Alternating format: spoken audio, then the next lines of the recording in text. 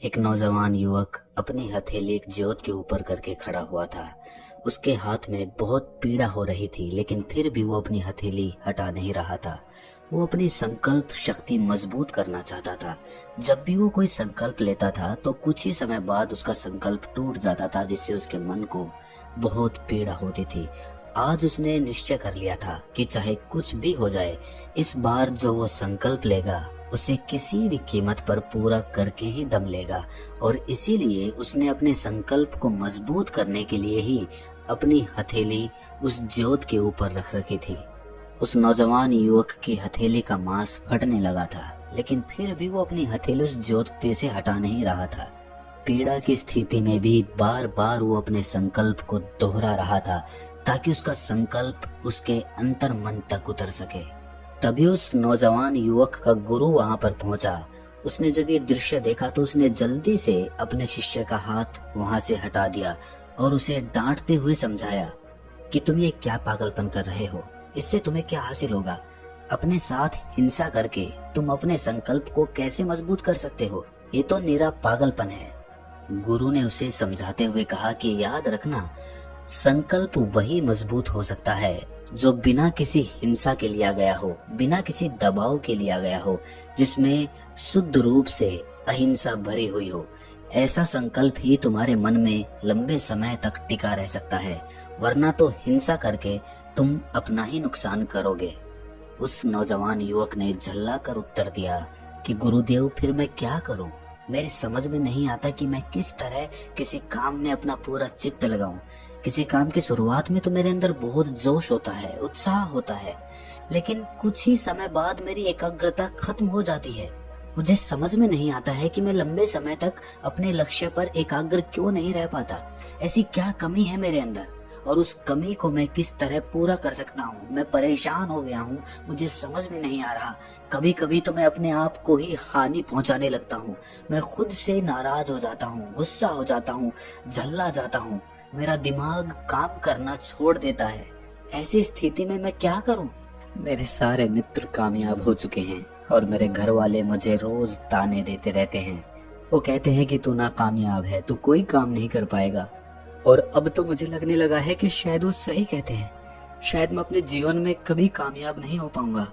अगर मैं अपने चित्त को एकाग्र करना नहीं सीख पाया तो मैं शायद यूं ही मर जाऊंगा, आधा अधूरा, बिना अपने लक्ष्य को प्राप्त किए हुए मेरा जीवन यूं ही समाप्त हो जाएगा।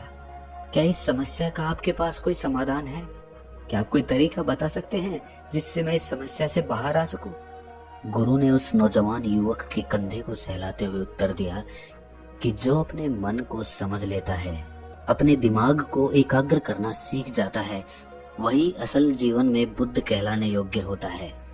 गुरु ने अपनी बात आगे बढ़ाते हुए कहा कि मैं तुम्हें आज बुद्ध के जीवन की वो 10 सीख देना चाहता हूँ, जिससे कोई भी इंसान अपने मन को एकाग्र करना बहुत आसानी से सीख सकता है। ये बात तो सच है कि मन को एकाग्र करना कोई आसान काम नहीं है। इसके लिए बहुत कड़े अभ्यास की जरूरत होती है, लेकिन सिर्फ कड़े अभ्यास से ये मुमकिन हो पाए ऐसा भी जरूरी नहीं होता। इसके लिए कुछ नियम होते हैं। अगर तुम उन नियमों का पालन नहीं करोगे तो तुम कितना भी कड़ा अभ्यास कर लो, तुम अपने मन को एकाग्र करना नहीं सीख पाओगे। इसीलिए अपने मन को एकाग्र करने के लिए जितना ध्यान जरूरी है, उतने ही ये नियम भी जरूरी हैं। इसीलिए इन नियमों को बड़े ध्यान से सुनना। गुरु ने पहला नियम बताते हुए कहना शुरू किया कि जिस प्रकार एक सांप अपनी कांचली उतारता रहता है, उसी प्रकार एक इंसान को अपना अतीत अपने मन पे से हमेशा हटाते रहना चाहिए, वरना तो उसका मन अपने अतीत के बोझ के तले दबता चला जाएगा और उसका मन धीरे धीरे बूढ़ा होता जाएगा। तुम्हारे अतीत की असफलता, तुम्हारे पाप, तुम्हारे द्वेष, तुम्हारे लालच, तुम्हारी इच्छाएं, सब कुछ तुम्हारे अतीत में दफन है, और वो यानी कि अतीत तुम्हारे मन में दफन होता है। इसीलिए उस अतीत को अपने मन में से निकाल फेंको, उस सांप की तरह, जिस तरह वो कांचली अपने शरीर पे से उतारता रहता है। दूसरा नियम जो गुरु ने बताया वो कुछ इस प्रकार था कि तुम्हारा शरीर ही तुम्हारी सबसे बड़ी संपत्ति होता है। अगर इस बात को तुम दिमाग में बिठा लो तो तुम अपने शरीर के साथ कभी भी खिलवाड़ नहीं करोगे। बुद्ध के जीवन की एक बहुत ही अद्भुत घटना के बारे में चर्चा करते हुए गुरु ने बताया कि एक बार बुद्ध जब ध्यान की प्राप्ति के लिए इधर उधर भटक रहे थे तो एक गुरु ने उसे उपवास करने की सलाह दी। महात्मा बुद्ध जो भी प्रक्रिया अपनाते थे उसे पूरे तन और मन से अपनाते थे, उसे आधा अधूरा नहीं करते थे, उसे पूरा करके ही दम लेते थे। इसीलिए उन्होंने उपवास के नियम को अपने जीवन का एक बहुत बड़ा हिस्सा बना लिया। लेकिन उपवास करते करते धीरे धीरे समय के साथ उनका शरीर बहुत कमजोर होने लगा था। उनके अस्थि पंजर दिखने लगे थे, उनका शरीर एकदम दुबला पतला हो गया था। एक दिन जब बुद्ध नदी पर नहाने के लिए गए तो नहाते नहाते अचानक वो वहीं पर बेहोश हो गए। जब बुद्ध वहां पर बेहोश हुए तभी वहां पर एक स्त्री उस नदी पे पानी भरने के लिए पहुंच गई। जब उन्होंने बुद्ध को बेहोश होते देखा तो वो उन्हें किनारे पर लाई और उन्हें होश में लाते हुए उन्हें समझाना शुरू किया कि जब आप शुरुआत में यहाँ पर आए थे तो आपके चेहरे पर एक तेज था, एक गरिमा थी, एक राजकुमार जैसा चेहरा था आपका। लेकिन आप कौन सी तपस्या कर रहे हैं जिससे आप इतने कमजोर हो गए हैं? आपका शरीर इतना दुबला पतला हो गया है, आपके चेहरे पर कोई तेज नहीं रहा। आखिर ऐसी खोज का आप करेंगे क्या अगर आपका शरीर ही जिंदा नहीं रहेगा? ये शरीर ही तो है जो आपके सत्य की अनुभूति आपको कराएगा, लेकिन आप तो इसी को खत्म करने पे तुले हुए हो। ये कैसी बुद्धिमानी है, ये कैसी तपस्या है? माफ कीजिएगा, मुझे कुछ समझ में नहीं आया। जब बुद्ध ने उस स्त्री की बात सुनी तो तत्काल उसके मन के सारे संशय दूर हो गए और बुद्ध ने निश्चय कर लिया कि वो सत्य की प्राप्ति के लिए अपने शरीर के साथ कभी भी हिंसा नहीं करेंगे। जी हाँ, ठीक सुना आपने, हिंसा। हिंसा सिर्फ दूसरों के साथ नहीं होती, जो हम खुद के साथ करते हैं, खुद को प्रताड़ना देते हैं, खुद को दुख देते हैं, वो भी एक प्रकार की हिंसा ही होती है। इसीलिए जिस प्रकार हम दूसरे जीवों के प्रति अहिंसा का भाव रखते हैं, उसी प्रकार हमें अपने शरीर के साथ भी अहिंसा का भाव रखना चाहिए, उसकी पूरी देखभाल करनी चाहिए। आखिरकार वही तो हमारी सबसे बड़ी संपत्ति होता है। गुरु ने तीसरा नियम बताते हुए कहा कि चांद, सूरज और सत्य ज्यादा दिन तक छुपे हुए नहीं रह सकते। इसीलिए हमेशा सच बोलो, झूठ का सहारा कभी भी मत लो, सिर्फ सत्य बोलो। सिर्फ एक छोटी सी आदत, सत्य बोलने की आदत आपके जीवन में कितना बड़ा बदलाव कर सकती है, ये आप खुद भी नहीं सोच सकते। लेकिन अगर आप इस आदत को अपनाएंगे, इसको आजमा के देखेंगे तो इसके प्रभाव आपको खुद ही पता चल जाएंगे। ज्यादातर लोग तो बेवजह झूठ बोलते रहते हैं, जैसे वो उनकी आदत हो गई है। जहाँ पर उनको झूठ बोलने की जरूरत भी नहीं होती, वो वहाँ पर भी झूठ बोलते रहते हैं। लेकिन एक बार अगर इंसान सत्य बोलने की आदत अपना ले तो इसका मतलब ये होगा कि वो खुद से भी कभी झूठ नहीं बोल पाएगा। अगर खुद से हम खुद के बारे में सत्य बोलना सीख लें तो हमें किसी के कहने से कोई फर्क नहीं पड़ेगा, क्योंकि हम खुद का सत्य खुद जानते हैं। लेकिन इंसान खुद से सत्य तो तब बोलेगा जब वो दूसरों से सत्य बोल पाएगा। इंसान तो अक्सर दूसरों के सामने भी झूठ बोलता रहता है, तो वो खुद से सच बोलने की उम्मीद कैसे रख सकता है? अगला नियम बताते हुए गुरु ने समझाया कि गधों के बराबर चलने से अच्छा है कि घोड़ा अकेला ही चले। अगर तुम्हें अपनी आध्यात्मिक उन्नति के लिए कोई साथी नहीं मिल रहा है, कोई संगत नहीं मिल रही है, तो तुम अकेले रहना सीखो। बेवकूफों की संगत में मत पड़ जाना, वरना इससे तो तुम खुद की हानि ही करवाओगे। तुम्हारे बेचारेपन का लोग फायदा उठाएंगे, तुम्हें धोखा देंगे, जिससे तुम्हारे अंतर्मन को पीड़ा पहुंचेगी, जिससे तुम्हारा अंतर्मन किसी पर विश्वास नहीं कर पाएगा। और जब तुम्हारा अंतर्मन किसी पर विश्वास नहीं कर पाएगा तो तुम खुद पर कैसे विश्वास कर पाओगे? और इस सब का कारण होता है बेवकूफों की संगत, धोखेबाजों की संगत, चालबाजों की संगत। और तुम इस संगत में बार बार पड़ते हो, बार बार धोखे खाते हो और बार बार वहीं पर पहुंच जाते हो। कब तुम्हें अकल लगेगी? कब तुम खुद के बारे में सोचना शुरू करोगे? इससे अच्छा तुम अकेले रहो, अकेले रहने की आदत पालो, अकेला रहकर अपनी ताकत को पहचानो, क्योंकि यहाँ पर कोई अपना नहीं होता। अगला नियम बताते हुए गुरु ने समझाया कि जो तुम्हारे पास पहले से मौजूद है उसकी कदर करना सीखो।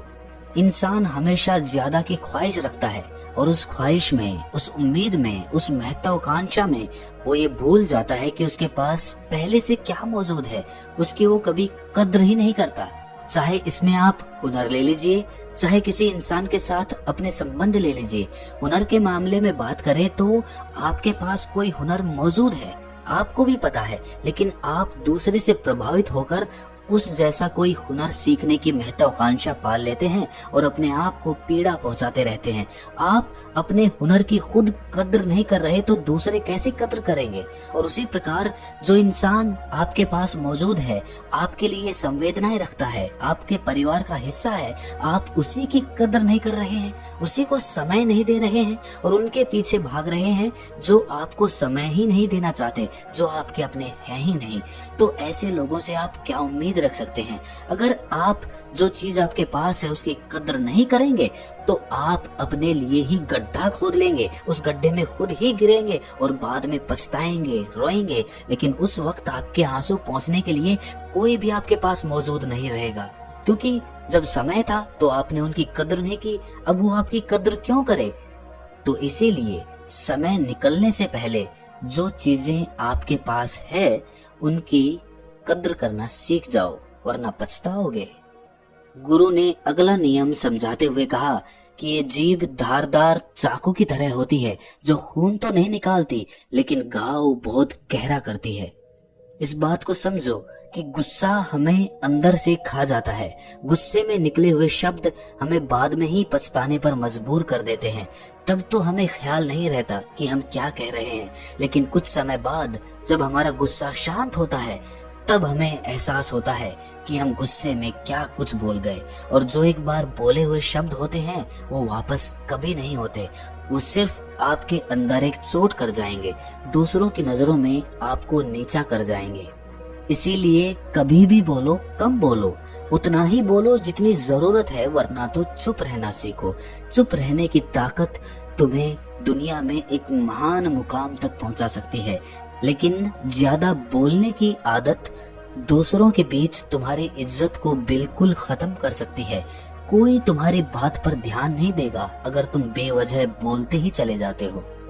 आखिरकार गुरु ने अपना आखिरी नियम बताते हुए उत्तर दिया कि दिमाग ही सब कुछ होता है, जो तुम सोचते हो वही बन जाते हो। इसलिए हमेशा अपने बारे में सकारात्मक सोचो। गुरु ने बताया कि विचार तरंगों की भांति होते हैं। तरंगे दोनों प्रकार की होती हैं, नकारात्मक और सकारात्मक। जिस प्रकार के विचार हमारे अंदर उठते हैं उसी प्रकार की तरंगे हमारे इर्द गिर्द पैदा हो जाती हैं। इसीलिए अपने आसपास सिर्फ सकारात्मक तरंगों को ही बढ़ावा दें। नकारात्मक तरंगे आपको पीछे की ओर लेके जाएंगी। गुरु ने बताया कि हो सकता है समझाने में तुम्हें ये आदतें बहुत ज्यादा लगें, तुम्हें लगे कि कितना कठिन काम है, लेकिन ध्यान से सुनना, कोई कठिन काम नहीं है। बस चंद आदतें तुम्हारे जीवन को बदल कर रख देंगे। सबसे पहली आदत, जिस प्रकार सांप अपनी कांचली उतारता हुआ चलता है उसी प्रकार तुम अपने मन पे से अतीत को निकालते हुए चलो। दूसरी आदत, तुम्हारा शरीर ही तुम्हारी सबसे बड़ी संपत्ति होता है, इस ख्याल को समझो। तीसरी आदत, हमेशा सत्य बोलो, कैसी भी परिस्थिति हो झूठ का सहारा कभी मत लो। चौथी आदत, अगर तुम्हारे पास अच्छे लोगों की संगति नहीं है तो बेहतर है कि तुम अकेले रहो और अकेले ही अपने सफर को तय करो। पांचवी आदत, जो कुछ बोलो सोच समझकर बोलो, कम बोलो, अन्यथा चुप रहना सीखो। छठी आदत, हमेशा अहिंसा का रास्ता अपनाओ, खुद के साथ भी हिंसा करना पाप होता है। सातवीं आदत, जो कुछ हम सोचते हैं आखिरकार हम वही बन जाते हैं, इसीलिए हमेशा सकारात्मक सोचो। ये 7 आदतें तुम्हारे जीवन को पूरी तरह से बदल देंगी। एकाग्रता अपने आप बढ़ती चली जाएगी अगर तुम ध्यान के साथ ये 7 नियम अपने जीवन में पाल लेते हो। ये सब बातें समझाने के बाद उस नौजवान युवक ने अपने गुरु के पैर छुए और उन्होंने धन्यवाद करते हुए कहा कि भले ही देरी से लेकिन कम से कम मुझे जीवन के बारे में इतनी अच्छी सीख तो मिली। आगे से ये सीख और ये आदतें मैं अपने जीवन में जरूर अपनाऊंगा। इसी के साथ गुरु ने उस शिष्य को आशीर्वाद दिया और वहां से प्रस्थान कर गए।